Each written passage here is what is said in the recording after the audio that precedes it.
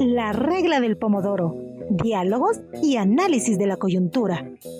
Con César Ricaurte.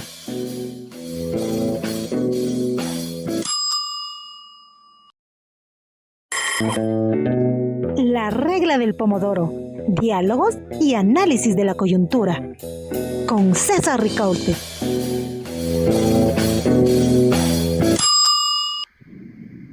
Hola amigos, hola amigas, gracias por acompañarnos en esta nueva edición de la regla del pomodoro. Bienvenidos, estamos de forma presencial en esta nueva temporada de nuestro programa. Hoy vamos a examinar lo que pasa con la Policía Nacional del Ecuador. Todos sabemos los hechos, los graves, terribles hechos que se han sucedido en los últimos días, que es en realidad,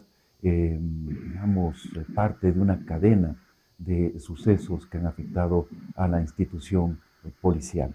Vamos a iniciar este programa, vamos a tener una primera parte en la cual vamos a conversar con Fernando Carrión, un reconocido académico y analista. Fernando es arquitecto de profesión, pero se ha desenvuelto en distintos campos: la docencia universitaria, la investigación, la promoción, la política también, la administración y por supuesto tiene numerosas publicaciones. Y uno de los campos de especialización de Fernando es justamente los temas de seguridad pública. Fernando, bienvenido, gracias por acompañarnos en este nuevo espacio.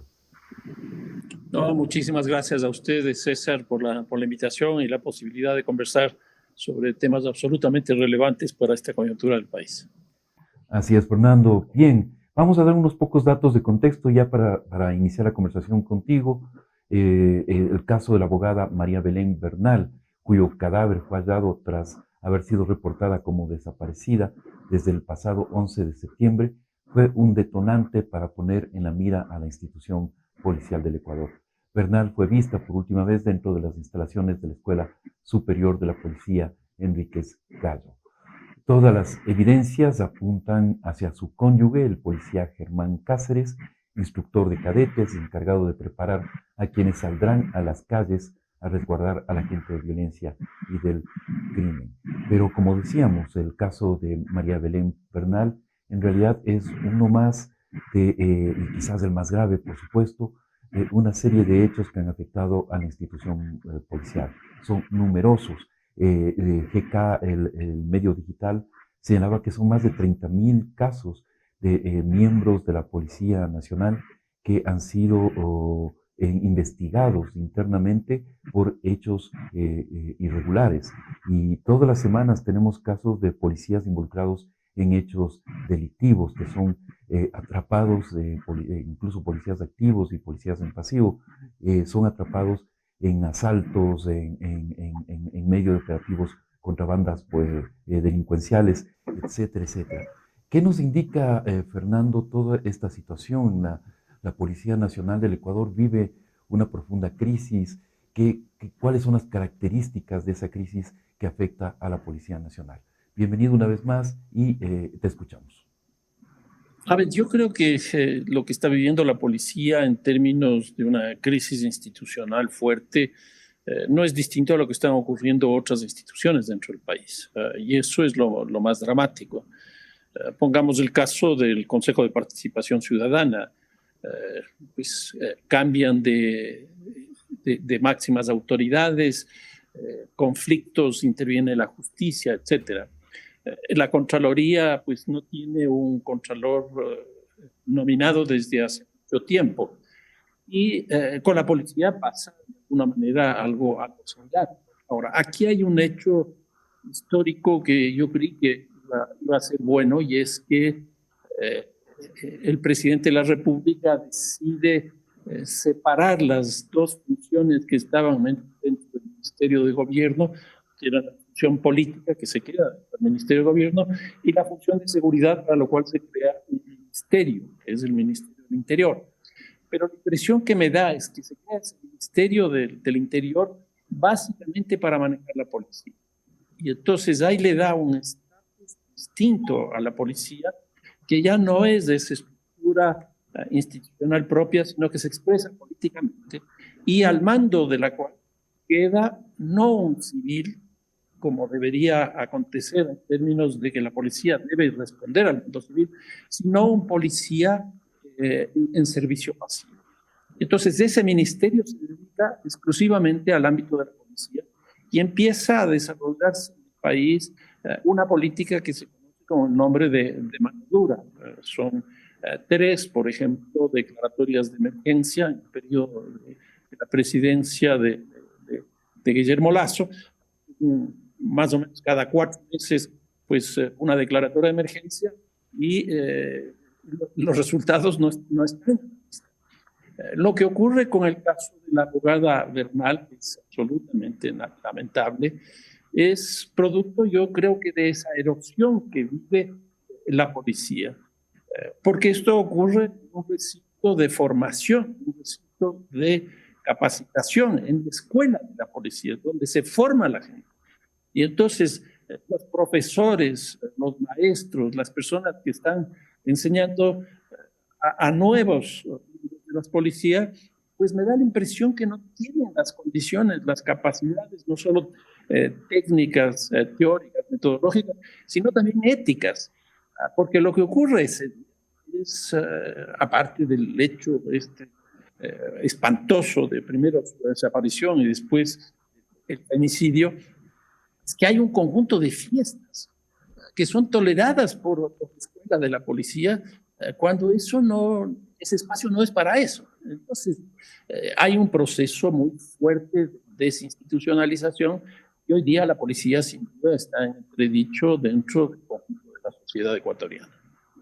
Lo que diríamos entonces, Fernando, referente a los que he señalado, es que, primero, no hay un marco en el cual la policía responda a la sociedad, ¿no es cierto?, a los civiles, y que digamos que todo ha sido un ejercicio de lavar los trapos en casa, pero no ha habido realmente una respuesta de la policía a la sociedad, a la institucionalidad democrática. Podríamos decir eso. Y lo segundo que saco de lo que señalas es que quizás habría una utilización, no específicamente en este gobierno, pero sí a lo largo de los años, una utilización o una utilización política de la Policía Nacional. A ver, nosotros hemos tenido crisis muy fuertes de la policía. No podemos olvidarnos del famoso 30S, que produjo un remesón muy fuerte dentro de la policía, pero muy fuerte. Y eso no es tan distante en términos del tiempo, porque en esto de la policía y su formación hay generaciones que están presentes. Esto que ha ocurrido en estos días es otro remesón de una fuerza también brutal que está dando la vuelta al mundo. Ahora, ¿qué es lo que ocurre en este último tiempo? Hay un déficit claro de policías frente a la cantidad de población. Ahí hay normas que de las Naciones Unidas, el número de policías, la cantidad de población, y el número de policías que nosotros tenemos es muy bajo. Pero ¿qué es lo que ocurre ahí? No hay recursos, porque los recursos están destinados a otra cosa. No nos hemos dado cuenta que una buena política económica es tener una buena política de seguridad. Y ahora estamos viviendo la erosión de la economía desde la seguridad. No solo que la economía, la crisis de la economía genera problemas de violencia, problemas de inseguridad, sino también tener una mala seguridad genera problemas económicos. Es una especie de causación circular, como se entiende. Y entonces, en ese contexto, tenemos déficit de policías, no tenemos una policía preparada para enfrentar lo que estamos viviendo este rato. Tan es así que ahora se pide de manera recurrente y con la consulta que se está planteando la presencia de las Fuerzas Armadas, porque no es suficiente la policía. Entonces, hay un problema real. Esto que ocurrió en la escuela de policía se evidencia que los protocolos que tiene o que debe tener la policía en ese espacio no se cumplen, que no hay inteligencia ahí adentro, que los mandos jerárquicos no operan tampoco ahí adentro. Y entonces, hoy día la situación es muy complicada, sobre todo porque no podemos perder de vista que todas las instituciones que confrontan con el crimen también terminan de alguna manera esté viéndose involucrado en esto. Nosotros hemos visto durante ya este largo tiempo de violencia que tenemos una cantidad de policías que han sido asesinados. Y ahí hay dos hipótesis que se manejan. Una es que hay una guerra que está planteada entre las bandas criminales y el Estado, y siendo la policía su expresión más clara, pues ahí hay personas que fallecen, que mueren, que son asesinadas. Pero también por esa misma lógica del crimen, de penetrar en la institucionalidad pública, hay la segunda hipótesis de que, y eso la policía lo sabe, de que hay algunos policías, no la institución, pero que hay algunos policías que también han estado vinculados a estas bandas criminales. Y entonces aquí viene ajuste de cuentas, el sicariato, y eso está ocurriendo. Tan es así que ya hay estadísticas, este rato no recuerdo exactamente cuánto, de cuántos policías, por un lado, han renunciado a los problemas que significa enfrentar el crimen, han renunciado a la policía, pero por otro lado también han sido separados de la policía por un mismo hecho. Entonces, es una institución que está permanentemente expuesta a este tipo de situaciones.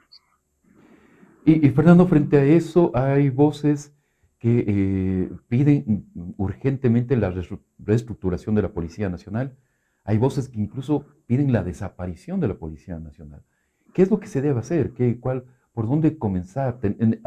Me imagino que en una sociedad democrática es necesaria una fuerza de seguridad interna como la Policía Nacional, eso es innegable. ¿Por dónde tú comenzarías a desatar este tejido, este nudo gordiano, Fernando?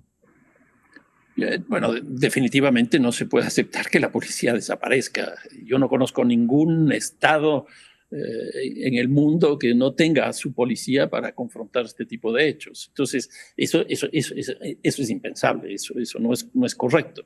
Yo lo que creo que en este caso lo que se debería hacer es ir en la perspectiva del marco institucional de lo que estaba planteando al principio, de crear efectivamente el Ministerio del Interior para que se dedique a los temas de la seguridad, pero que no sea un ministerio exclusivamente de la policía. Y en ese sentido se debería recuperar el mando civil de la policía. Y entonces el ministro debería ser un civil. En segundo lugar, ese ministerio, el presidente le dio 100 días para que se reestructure ese ministerio y que yo sepa, eso no ha ocurrido. En ese ministerio debería estar, obviamente, la policía, debería estar la cárcel, porque la cárcel está afuera. ¿Y por qué tiene que estar la cárcel ahí adentro? Porque ya nos hemos dado cuenta que desde la cárcel se cometen muchos ilícitos. Y por otro lado, los ilícitos que controla la policía pasan a la cárcel. Entonces ahí hay una lógica, una dinámica que debería inscribir la policía y la cárcel en la misma institución. Y en tercer lugar, debería estar todo el sistema de inteligencia. El país lo tiene, pero está en una debilidad muy grande. Este ministerio debería construir dos políticas. La política de seguridad ciudadana, es esto del robo y el hurto que aparece como estrategias de sobrevivencia de los sectores populares por la crisis económica, por la pobreza, por la desigualdad, etcétera, etcétera. Y una política antinarcótica. Nosotros no tenemos una política explícita frente al consumo, frente a la producción de cocaína, frente a la producción de marihuana. Y lo único que tenemos es una política de control de la exportación, y principalmente por la cuenca del Pacífico. Entonces yo creo que ese ministerio debería ser el que tenga esas instituciones adentro, esas políticas, y debería ser el ministro que coordine la seguridad, por ejemplo, con los municipios. Ustedes recordarán, hace 2 o 3 meses se realizó una reunión en Quito que no produjo absolutamente nada, porque no tienen una visión de la seguridad, no tienen una política, no tienen un programa, no tienen un plan de seguridad. Y entonces, si nosotros vamos, se convierta el Ministerio del Interior en que coordine el sistema de la seguridad, en ese caso la policía va a tener una eminencia, va a tener una recuperación de su condición institucional, y el presidente de la República tiene que ponerle a la cárcel. Le ha dado más o menos $300 millones por año que es muy bajo y tampoco se siente esos recursos. Y a la policía le ha dado 1.200 millones de dólares de aquí hasta el fin del mandato. Eso es bajísimo, eso es bajísimo. Justamente, Fernando, esa era mi siguiente pregunta, porque el marco legal, digamos, quisiera que lo analizaras, finalmente esta estructura del Ejecutivo depende básicamente de la voluntad de la Presidencia de la República, no tendría que pasar por la Asamblea Nacional, ¿no es cierto?, la estructura del Ministerio del Interior, pero hay la capacidad técnica, hay los recursos como para llevar adelante y la voluntad política para llevar adelante una reestructuración de este tipo? A ver, yo creo que las cuentas fiscales ya están en orden, el mismo presidente ya lo dijo, y ese fue un acuerdo con el Fondo Monetario Internacional. Nosotros tenemos un precio del petróleo muy alto. Cuando nosotros vemos cómo está presupuestado en el presupuesto del país, nos damos cuenta que el precio del petróleo excede notablemente. Y luego nosotros estamos pagando los impuestos con una reforma tributaria que se hizo, de tal manera que haya recursos. El tema prioritario es que no se están estableciendo justamente cuáles son las áreas de importancia. César, lo que yo te decía hace un rato, para mí una buena política económica es la política de seguridad. Y para eso tienes que invertir. Estuve hace 3 meses, 4 meses en Cuenca conversando con gente de la Cámara de Comercio. Les dije, ¿cuánto gastan ustedes en seguridad? Y nos pusimos a conversar. No, yo contrato mi empresa de seguridad. Yo contrato mi empresa de policía. Yo he tenido que poner videovigilancia, etcétera, etcétera. Llegamos a la conclusión de que las empresas, según el tipo de empresa que sea, gastan entre 15 y el 22% de lo que invierten. Si eso no es necesario invertir, es la mejor política económica. Este rato, a nivel mundial, Ecuador ya no es un país atractivo para el turismo. ¿Por qué? Porque todo esto sale hacia afuera. La información hoy día es muy difícil controlarla internamente. Este caso de la abogada Bernal ha dado la vuelta al mundo, ha dado la vuelta al mundo. Entonces, eso hace que la gente deje de ver. No hay seguridad jurídica porque la policía está en entredicho este rato. Y entonces, ¿cómo van a llegar capitales? En otras palabras, si no se tiene un marco institucional, si no se tiene una política explícita y si no se tiene inversión acorde a las necesidades, la economía no va a salir. Otra cosa que ha saltado con el caso de la abogada Bernal, Fernando, es esta, llamémosle, pugna entre la Fiscalía y la Policía Nacional. La Fiscalía incluso ha planteado, ¿no es cierto?, la fiscal lo ha planteado no ahora, varias veces, pero ahora lo reiteró, que sería necesario un cuerpo, más bien, que la policía no se encargue de las investigaciones penales, sino que sea un cuerpo especializado de la misma Fiscalía. ¿Cómo ves tú este aspecto de las investigaciones a cargo de la policía? Lo mismo que estábamos hablando hace un rato sobre la crisis de las instituciones en el país. Lo que nosotros teníamos, y recordará César, la pugna de poderes en el Ecuador era básicamente ejecutivo-legislativo. Hoy día tenemos ejecutivo-legislativo, tenemos sistema judicial, asamblea, tenemos sistema judicial, Consejo de Participación Ciudadana, y a esto se ha sumado este conflicto entre la Fiscalía y la Policía. Tenemos también entre el municipio de Guayaquil, la ciudad más grande del país, y el gobierno nacional. Estamos en esta lógica de estos conflictos interinstitucionales que le están haciendo mucho mal al país, mucho mal al país. ¿Por qué no se establece ahí, por iniciativa del gobierno nacional, por iniciativa de la fiscal, del ministro del Interior, una reunión entre los dos? Yo le he escuchado, por ejemplo, al secretario coordinador de la seguridad, recientemente nombrado, ya de confrontarse con la fiscal. Entonces ya no es un problema exclusivamente de policía, fiscalía, sino que ahora ya es fiscalía, gobierno nacional. ¿Y a qué conduce eso? A nada. A tener más problemas. ¿Por qué no se juntan? ¿Por qué no se sientan? Y resuelven el problema. Si es que hay que encontrar una salida estructural, modificando el marco institucional, en los términos que tú estás planteando, pues vamos por esa línea. Si no, pues encontremos una salida distinta, pero no sigamos en este tema. Correcto. Fernando, vamos a revisar unas cifras de un sondeo que hicimos En nuestras redes sociales preguntamos, ¿considera que en Ecuador la policía está adecuadamente capacitada para actuar con respeto por los derechos humanos? No 83,8%, sí 16,2%. Fernando, con tus conclusiones, te pregunto este tema es recurrente, ¿no? La policía, esta relación conflictiva también entre policía y derechos humanos. No hemos mejorado absolutamente nada en este aspecto, Fernando, en el respeto de los derechos humanos por parte de la Policía Nacional. Nuevamente te digo, el presidente de la República tiene una aceptación del 17%. La Asamblea tiene una aceptación del 6%. El municipio de Quito tiene una aceptación del 8%.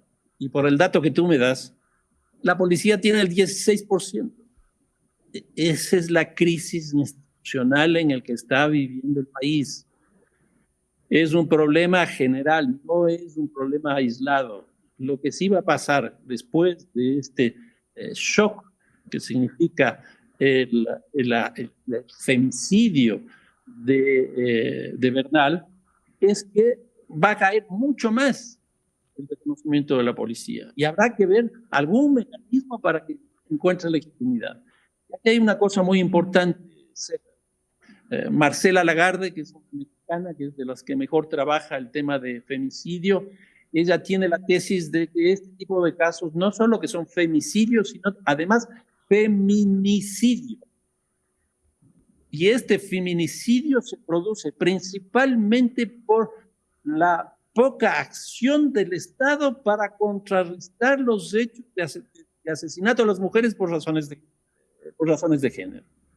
Y en este caso, por eso ya se está levantando la tesis de que este es un crimen de Estado.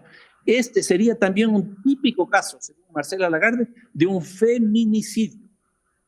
Y eso es gravísimo, porque eso significa que el Estado no ha actuado como debería haber actuado. Estaríamos ante un crimen de Estado, entonces. Esa es la tesis que hoy día se está manejando y que me da la impresión que va a ir creciendo. Porque César, si esta persona le dejan entrar a un recinto policial, esta persona es asesinada en ese recinto policial, un conjunto de 35 personas vinculadas a la policía son testigos o testimonian de los hechos de violencia por los gritos, etcétera, etcétera, que se producen durante 20 minutos. Y no hay ninguna acción que institucionalmente procese ese hecho. A mí me da la impresión que probablemente va a ir en esa línea y nada raro sea incluso en las instituciones internacionales se presente una demanda de este tipo.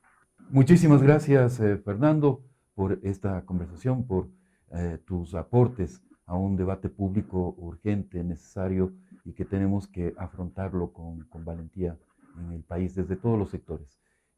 Fernando ha dado algunas pistas de lo que se debería hacer en las próximas semanas. Ojalá existan los oídos para escuchar lo que se dice también desde la academia y desde la sociedad civil. Muchísimas gracias, Fernando. Una excelente jornada. Muchísimas gracias a ti. Un fuerte abrazo y éxitos. Hasta luego.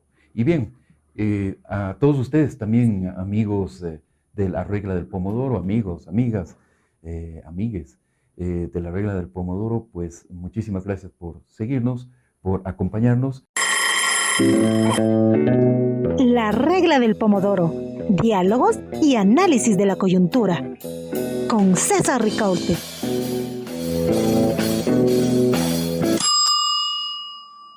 Bien, estamos ahora con Daniel Pontón, doctor en Ciencias Sociales, analista en temas de seguridad desde hace 16 años, profesor de la Escuela de Seguridad y Defensa del Instituto de Altos Estudios Nacionales, el IAM.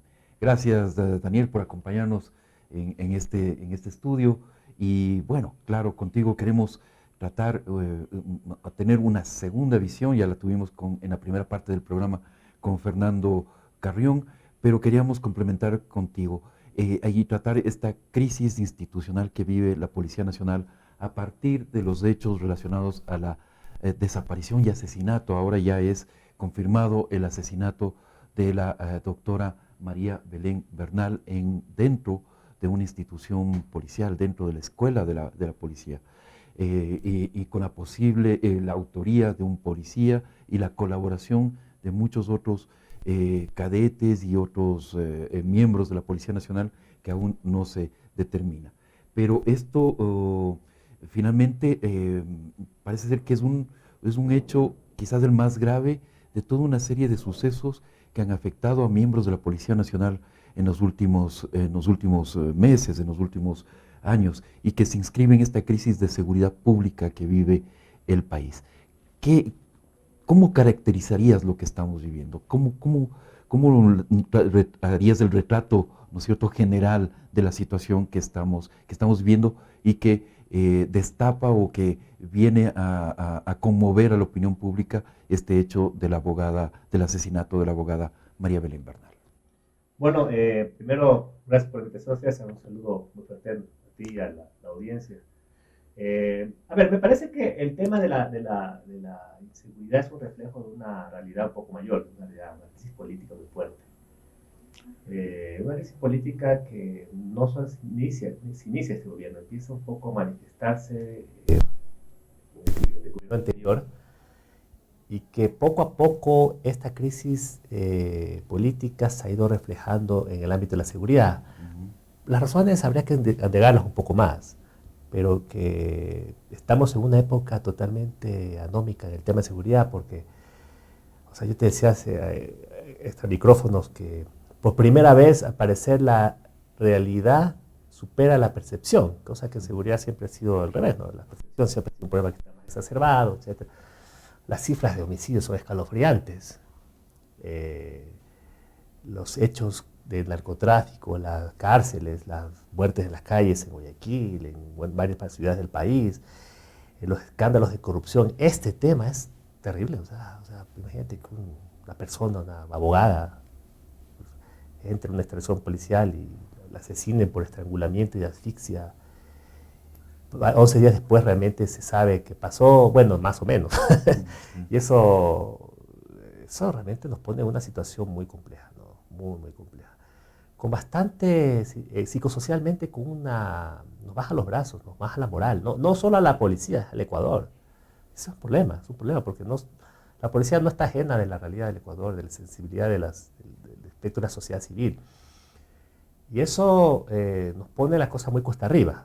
Yo diría que hay que pensar en serio este tema. A veces no se sabe por dónde empezar, pero que un poco lo de María Belén, perdón. Un poco voy a jugar un poco a defensor del diablo, ¿no?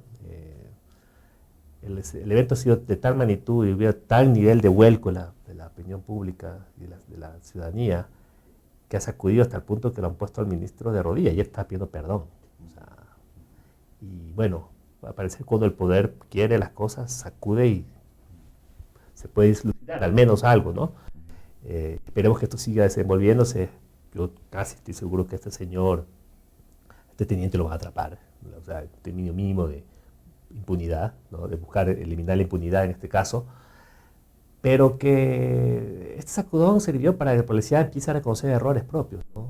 Por lo menos he visto las declaraciones del comandante, del ministro, diciendo que, bueno, sí, es una crisis, ¿no? Y cuando tú en terapia eres un alcohólico, por ejemplo, y no reconoces tu problema, pues estás en problemas, mucho más. Ahorita estoy empezando porque hay una crisis. Espero que esa crisis sea bien asimilada por la policía, por la ciudadanía. No existe esta misma versión también institucional, que puede verse ese caso de que la policía empiece a ser vilipendiada acá y nadie lo deja. Eso es terrible para el país, ¿no? Porque de ahí perdemos todo. Pero que hay otra forma que como voluntad política se puede, porque a mí me sorprende, por ejemplo, que este país hace un año, este caso de María Belén es complejo, pero por ejemplo, hubo el tema de los radares. El tema de los radares. O sea, a mí me genera una cosa. El presidente anuncia, la palabra del presidente anuncia como su gran política, nueva lucha contra el narcotráfico, instala los radares y una semana después, ¡pum! Nadie dice nada. Recién 10 meses después, el Ministerio de Defensa saca un comunicado diciendo recién vamos a ver cuánto nos cuesta. O sea, Dios mío, mientras tanto el narcotráfico, o sea, nadie me dice si estamos con interdicción aérea. El tema de las cárceles es un tema espantoso, o sea, un tema que realmente yo he hablado con gente del exterior y dice, bueno, nadie entiende por qué la violencia, ni yo tampoco la entiendo, tanta violencia y que nadie, el Estado no haga nada. O sea, hay gente, hay víctimas ahí, gente que no tiene rostro, los familiares que no. Y ahí, Fernando, Daniel, perdón, vamos tomando algunos temas que van saliendo de lo que acabas de decir. Primero, profundo cuestionamiento a la Policía Nacional, el que la Policía Nacional asuma y ya reconozca algunos errores, y casi el consenso de que es necesaria una reestructuración de la Policía Nacional. Pero incluso hay voces que dicen que debe desaparecer la Policía Nacional, ¿no es cierto? ¿Cuál sería tu visión ahí? A ver, yo soy muy cauto en esto. Yo venía estudiando el tema de la reforma. El tema de la reforma policial se va a hacer un tema político. Es interesante, porque creo que va a entrar en algo político. ¿Quién sabe? ¿Pero un juego político viciado? Esperemos que no, esperemos que sea un debate constructivo, porque el tema de la reforma... A ver, a Boric, le voy a poner como ejemplo, tengo por extraoficial me contaron que también cuando sale el tema de la constituyente, vamos, que desaparecen los carabineros, y hay que hacer reforma policial, porque la reforma es un bonito léxico. O sea, la gente dice, o sea, ciertos grupos, sobre todo ligados al progresismo, la reforma. Yo te digo, ¿qué es la reforma? ¿Qué es la reforma policial? Exacto. Sí. ¿Qué reforma? Entonces le pusieron a mismo. ¿Reforma qué? Entonces, okay, ¿dónde, cuándo, dónde? ¿Y para qué? Entonces, desaparecer la policía, bueno, creo que estamos en un proceso muy complejo. Creo que El Salvador, en Centroamérica hubo dos realidades donde por toda una cruenta conflicto civil, político, se planteó una nueva policía, pero es un nuevo contexto. Hoy estamos en una situación donde la delincuencia campea. Imagínate lo que significaría desaparecer a la policía. O sea, es un despropósito, porque no es un tema, la policía no es un tema, es un tema de poder. Y lastimosamente cuando tú llegas al poder tienes que gobernar la policía. Y lo mínimo que puedes hacer cuando tienes un problema de policía es la reforma, pero la reforma es saber establecer qué, para qué. Me parece que hay varios elementos de la reforma. Por ejemplo, son temas doctrinarios. Obviamente, por ejemplo, la doctrina empieza todo, pero también hay temas que tienen que ver con la parte, cómo funciona la parte, por ejemplo, el tema de la militarización. ¿Pero qué es la militarización? Es un tema netamente de jerarquías. En Colombia le pusieron intendentes en vez de cabos al policía, por ejemplo. Sí, es una policía jerárquica. Acabar con la jerarquía policial es algo que puede ser complicado porque es una institución obediente que tiene que ver con el control, una institución armada. Centralizada, pues gente que diga, bueno, hagamos policías locales, lo cual sería terrible. ¿Sí? Hay gente que diría, bueno, hay que cambiar las mallas educativas. Bueno, la policía tiene incorporado el tema de género y derechos humanos, yo lo puedo certificar. Mucho tiempo hay que fortalecer en capacitación, sí, hay que buscar selección, hay que fortalecer la selección, sí. Eso no te garantiza absolutamente que no existan estos tipos, como el femicida que estranguló a su novia en un recinto. El tema de asuntos internos de la policía, hay que darle mayor independencia, tal vez, creo que una discusión superior. Yo creo que en democracia, la reforma policial se consolida como concepto por un tema que es importante, que es una policía que rinda cuentas. Una policía que sea articulada a las demandas ciudadanas. Porque hasta el momento, perdón que te interrumpa, Daniel, lo que tenemos es una policía que ha preferido lavar los trapos sucios en casa y no responder a instituciones civiles de control, que tampoco existen, ¿no es cierto? O sea, recordemos que la institucionalidad que existe hoy es de pocos meses, el Ministerio del Interior que maneja la seguridad pública, pero que básicamente es un ministerio de la policía, y un ministerio de gobierno. Se separaron los dos, hubo una serie de reformas, ¿no es cierto?, en la cual de alguna forma el sector de seguridad ha sufrido también una serie de mutaciones que no ha logrado consolidar una institucionalidad ante la cual la policía rinda cuentas. Bueno, hay varios elementos ahí, por ejemplo, tú que tomas el tema del ministerio, el tema de que haya un mando civil, un mando civil de la policía es un tema clave de la reforma. Igual el mundo militar, ojo, no quiere decir que eso solamente está en la policía, para evitar justamente que esta lógica del corporativismo, del autogobierno policial, que es... Podemos discutir sobre eso, pero las policías se deben a la ciudadanía y necesita generar políticas públicas. No politizar la policía, pero sí generar políticas. De rendición de cuentas. Rendición de cuentas y de planes, proyectos y conducción, básicamente, una cuestión política. Porque en el tema de seguridad no solamente conducción de la policía hacia adentro, que también es importante, para eso tiene su comandante, pero el ministro también genera política de seguridad, que es articular y comunicar, y también tiene que comunicar. Eso es interesante. Pero también el tema de la rendición de cuentas, en ese sentido. Pero la pregunta es, bueno, General Carrillo fue un ex policía, pero él ya está retirado, por lo tanto es un civil. Ahí no le puedes negar a una persona que ha sido uniformado antes acceder a un mando de la policía. Tal vez no es lo adecuado, no sé, eso habría que verlo, pero es una discusión interesante, ¿no? El tema del ministerio, ¿no? Yo creo que objeto sudés, o sea, yo creo que el gobierno de Moreno tomó unas decisiones muy malas. Poco influido por una nostalgia de que el país de los 90 era mejor que no sé qué pasó ahí. Pero se lo decía, no era un tema que fue una tesis correísta, no, pero yo me acuerdo que decíamos, es una mala decisión. El tema del ministerio, hacerlo ministerio de gobierno, no se lo tomó con una tosudez importante. 4 años después, señor Lasso, el presidente Lasso le da la razón, porque dice, bueno, vuelve a plantear ministerio, pero de foja cero, porque le toca volver a empezar. Yo tengo muchos amigos del Ministerio del Interior, están empezando, están desbordados, son gente con muy buenas intenciones, pero tienen que retroceder 4 años atrás.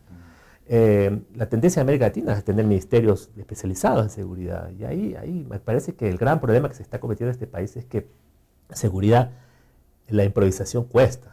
Y este juego de ensayo y error, por lo general, que es muy característico de la cultura política del Ecuador, cero pragmatismo, ¿no? Impera, y eso al final de cuentas es lo que estamos pagando por los platos rotos, ¿no? El tema de recortar de inversiones en la policía, que el presidente Lasso reconozca que le va a dar $1.200 millones, ojalá se los dé, lo dudo, pero no porque no puede, no porque no haya plata, sino porque es difícil ejecutar eso. Pero bueno, en todo caso esperemos. Es reconocer que lo que no se invirtió hace 4 años lo tiene que invertir ahora. Entonces, ¿de dónde estamos hablando de la austeridad fiscal en estos temas? De un tema tan sensible como la seguridad. Entonces, hay mucho que aprender. Hay muchas lecciones que debemos aprender como ecuatorianos y que deben ser sentidos comunes, que deben ser como pactos, como consensos mínimos para lo que implica un tema tan sensible como la seguridad. Porque si estamos volviendo a empezar de foja cero, vamos a seguir fracasando. Yo creo que justamente esa es la madurez política que debemos tener y exigir como ciudadanía a los políticos, porque el problema ahorita que tenemos, te vuelvo a repetir al inicio, es una crisis política que se refleja en el ámbito de la seguridad. Pero hay otro aspecto de esta crisis que es la posible penetración del crimen organizado en la policía. Y cabe decir, también hay indicios de que puede suceder esto mismo en las Fuerzas Armadas, pero en la Policía Nacional es como más evidente, ¿no? ¿Cómo tratar esto? Daniel, ¿cómo primero tener claridad de lo que está pasando al interior de la Policía Nacional? ¿Tenemos alguna sospecha por la información que da la Embajada de los Estados Unidos sobre las visas que retira a oficiales de la policía? Pero ¿cuán profunda es la penetración del crimen organizado, especialmente el narcotráfico, en las fuerzas de seguridad del Estado? El crimen organizado es nuestra gran amenaza después de la guerra. O sea, el narcotráfico está en los 80, el Ecuador, poco a poco ese problema de narcotráfico sigue siendo mucho más problemático en Ecuador por un tema de economía política. O sea, el nivel de concentración de cultivo y producción de cocaína es abrupto. O sea, yo decía, no quiero decir que solo el crimen organizado se agota en el narcotráfico, pero por ahí empieza, ¿no? Es la gran fuente de financiamiento del crimen organizado. Pero la prueba está que si tú ves un informe de las Naciones Unidas, el tema del Informe Mundial de Drogas, las incautaciones de drogas vienen creciendo a nivel mundial. ¿Ya? Eso producto que hay mayor producción. Y el Ecuador está en el ojo del huracán ahí. Entonces, que los carteles de las drogas internacionales estén aquí, no lo dudo. Es lógico, ¿no? O sea, son empresarios del mal, pero son. Y están aquí, que tiene un nivel de penetración que te va a quedar comiendo. Es como cuando tú cuando te oxidan, como el salitre, ¿no? Te vas comiendo. El problema es que no le hemos dado mantenimiento al Estado. O sea, yo creo que el Estado lo ha dejado al abandono, entonces mientras el salitre, las capacidades de crimen organizado aumentan, porque no solamente es un problema de corrupción, sino es un problema social. El problema de Guayaquil es un problema social, de cooptación de grandes esferas de la población que se vuelcan a un mundo que les da otro tipo de alternativas de vida, ¿ya? Y esa es gran parte del problema. Discúlpame, el tema de menores de edad metidos en el sicariato, y eso hay que correlacionarlo a la situación de la pandemia cuando abandonaron. Exactamente. Muchos. El tema de la pandemia y los factores, el tema de la marginalidad, el tema de la informalidad, el tema de la falta de políticas públicas locales para mejorar las condiciones de vida de esa gente, una serie de factores que se generan especies de ecosistemas, ¿no? Yo le digo ecosistemas criminales de reproducción de una serie de problemáticas mucho más complejas. Mientras tanto, el Estado va para abajo, o sea, capacidades limitadas, la policía de patrullero, empieza a permear la corrupción. Entonces, no tienes una... ahí un poco tú hablabas del tema de la cooperación estadounidense, que la cooperación estadounidense te sancione, que toman la visa general y aquí no pase nada. A mí me parece cabroso, o sea, terrible. O sea, quiere decir que ahí ya Estados Unidos ni siquiera confía en el Ecuador, o sea, por último, eso, escuché la televisión de Fernando, hablaba del turismo, por ahí va la cosa, ¿verdad? Entonces, la pregunta es que nos debe hacer, ¿hasta qué punto podemos revertir esa situación? Yo creo que gran parte del problema es que sí, no hay inversiones, capacidades limitadas, reestructuración de ministerios,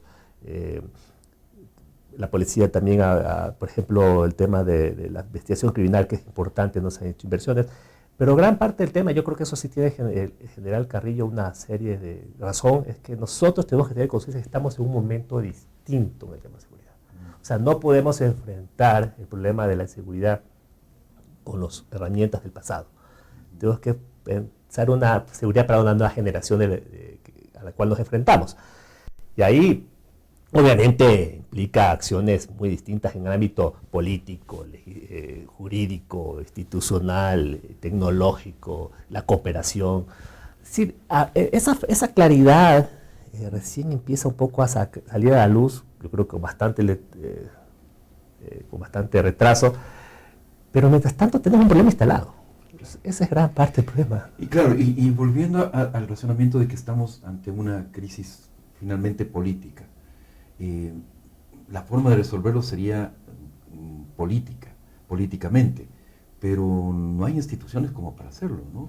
O sea, la Asamblea Nacional no creo que sea en este momento el espacio, ahí conversábamos también extra micrófonos, o sea, estamos instalados como país y en la Asamblea Nacional es clarísimo eso, esta lucha o esta visión de la política simplemente como un asunto de correísmo, anticorreísmo, ¿no es cierto? El gobierno nacional ha demostrado una debilidad inmensa técnicamente en planes, en la elaboración de planes y políticas públicas.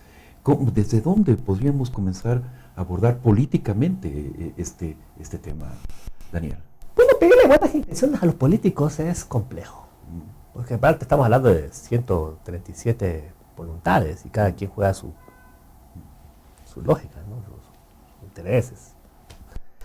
Es apelar a la sensibilidad de ellos es complicado. También aplicar a la necesidad del presidente cuando de pronto también tiene múltiples presiones y se juegan en proyectos políticos de vida ahí, bueno, complicado. Pero yo creo que políticamente los instrumentos están dados en la Constitución. O sea, yo creo que el Ecuador tiene que destrabar esta situación. La consulta popular es un parche muy antiguo y está con un riesgo enorme de perder, la cual significaría una profundización del problema, ¿no? Porque se está votando un as. Pero justo ahí en el tema de seguridad, la pregunta es militarizar, ¿no es cierto? Que simplemente pero eso no exactamente. Porque las consultas son hechas para destrabar cosas. O sea, si la consulta significaría para destrabar cosas, pongamos el escenario que el presidente gana la elección. Ok, gana legitimidad y puede decir a las señoras son unos truanes que nos trabajan y poner sobre la pared. Eso, bueno, tal vez. ¿Y si no la gana? Exacto. ¿Y si no la gana? Va a haber una doble traba, ¿no? Claro. Entonces, pero segundo que yo he escuchado una análisis que me parece interesante, si la ganara, también la expectativa es alta, porque si cuando ya ganaste, ¿qué vas a hacer? Es decir, los otros van a decir, bueno, ya ganaste, ¿cuántas leyes quieres? ¿Qué más apoyos quieres? Bueno, genera más capacidades, eroga recursos, a veces parece que le cuesta al gobierno hacer, yo he visto que se anuncia muchas cosas y no se la concreta en la realidad, también un problema de gestión. Es complicado, es muy complicado.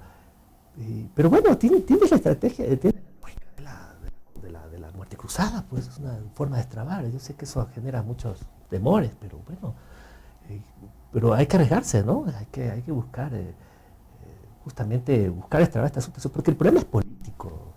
querido César, ahí empieza todo, ¿sí? Dice, hay que refrescar, hay que generar un nuevo arreglo de actores, porque lastimosamente, como ecuatorianos, aquí perdemos todos. O sea, discúlpeme, si mañana vienen los correístas, van a topar un país ingobernable. Y tampoco es que ellos tengan la varita mágica para hacer las soluciones que se requiere. Independientemente de la fuerza política, la situación es muy compleja en temas del turismo, la parte económica, la parte social, la parte cultural se está afectando. Entonces, yo creo que hay situaciones que ya van mucho más allá de la parte evidentemente gubernamental, un tema de Estado y sociedad, ¿no? Claro que sí. Daniel, vamos ya en la recta final, pero quiero preguntarte sobre el tema justamente de las investigaciones, porque ha habido una, llamémoslo, pugna entre la Fiscalía y la Policía Nacional. Fiscalía ha cuestionado el hecho de que es la policía la que lleva las investigaciones criminales, ¿no es cierto? Y que sería mejor que sea la propia Fiscalía, que hay un cuerpo especializado para llevar técnicamente, de mejor manera, las investigaciones. Y especialmente en casos tan sensibles como la de la abogada, el asesinato de la abogada María Belén. Bueno, esa pugna siempre ha existido, César. No es nueva, porque la Constitución de 2008 le establece a la Fiscalía que ellos deben tener un cuerpo especializado. Que en este caso lo ha venido cumpliendo la Policía Judicial o las instancias de investigación criminal que tiene la policía, pero solamente la Policía Judicial, tenéis la DINASER y otras instancias, como órganos acreditados. El de la Fiscalía es como el órgano rector, pero se deben al cuerpo policial. Entonces la Fiscalía ha reclamado eso, es una pugna vieja que UTA vuelve a retomar. Aquí el tema es hasta qué punto la investigación judicial es profesional, científica, independiente. Eso es un tema importante. Yo creo que actualmente eso se va a poner mucho en debate.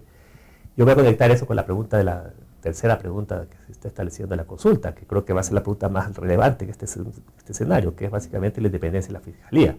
Porque la Fiscalía posiblemente utilice eso para ir por más, es decir, reclamar mayor autonomía. Se ha discutido mucho el modelo chileno, la Policía de Investigaciones en Chile, que es una policía independiente del Ministerio de la Carabineros.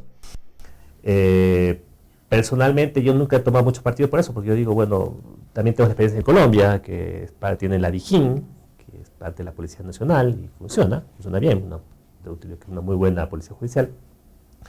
Pero creo que aquí en este caso, dado el contexto que estamos viendo y el problema que vivimos con este feminicidio, un poco la situación va a ir para allá. Ahí hay otro precedente que tiene que ver con el COSCOP. El COSCOP crea en el segundo cuerpo una especie de unidad de investigación científica para la investigación criminal. Podría apalancarse ahí a través de una creación de un cuerpo distinto. Me parece que va a ser un debate interesante, que ojalá se lo resuelva a la altura, ¿no? Porque obviamente la policía se va a resistir, pero bueno, aquí hay que buscar lo que mejor le convenga al país más que a una institución, ¿no? Perfecto.